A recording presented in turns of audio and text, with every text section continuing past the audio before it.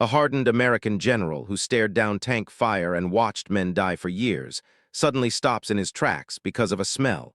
Minutes later, he'll be vomiting behind a building.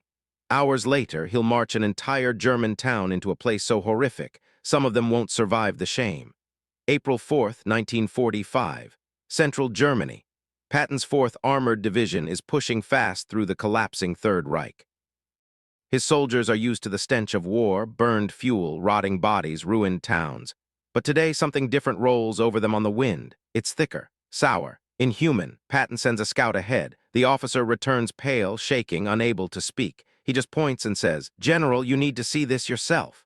What Patton finds next changes him forever. Ohrdruf, the first Nazi concentration camp liberated by American forces. He walks past bodies stacked like firewood and skeletal figures staring with empty eyes.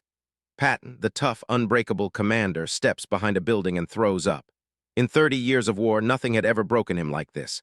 But here is what enraged him most. Just 3 miles away, life in the German town went on, shops open, children playing. When confronted, the locals insisted, "We didn't know, we had no idea." Patton didn't buy it. Not when the smell of death hung in the air for miles.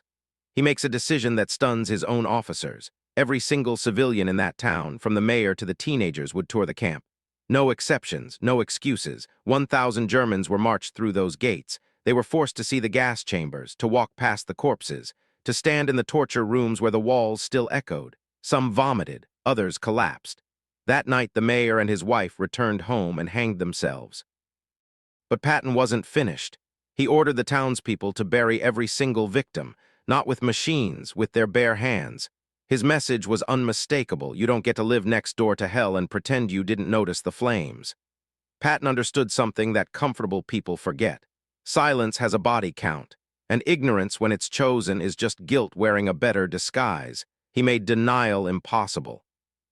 So ask yourself, was he right to force a town to look at what was done in their name? Or did he go too far? Tell me what you think in the comments.